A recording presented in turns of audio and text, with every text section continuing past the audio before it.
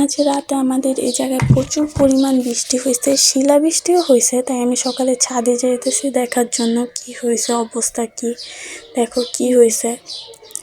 So চলো আমি তোমাদের সাথে শেয়ার করি আমাদের ছাদে কি কি আছে।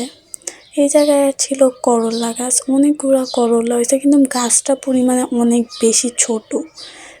অনেকগুলো করলা হয়েছে এই জায়গায়, বাচ্চা বাচ্চা এখনো বড় হয় নাই। তারপর আমাদের ছিল একটা বেগুন গাছ, এই জায়গায় অনেকগুলো বেগুন ছিল, পেড়ে নেওয়া হয়েছে। এটা হচ্ছে গ্যান্ডারি গাছ বা আখ গাছ বলতে পারো তোমরা। তারপর ছোট ছোট কিছু ফুল ফুটছে, এগুলো আমার ভালোই লাগে। তারপর ছিল কাঁচামরিচ গাছ, একটা কাঁচামরিচও হয়েছে।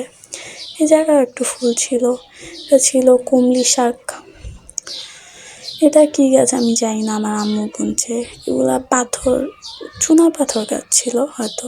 এগুলা ধনিয়া পাতা, একটা অ্যালোভেরা। আমাদের ছাদে নারকেল গাছও আছে, যা ছাদ থেকে দেখা যায়।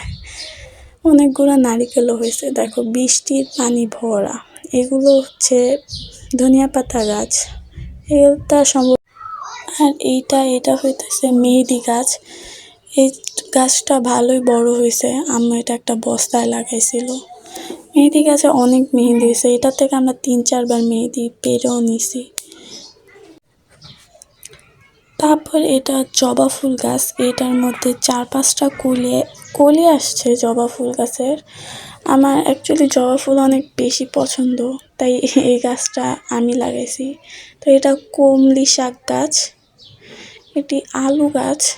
তো আমাদের ছাদে এইসব জিনিসই আছে, আর বেশি কিছু নাই, এগুলাই।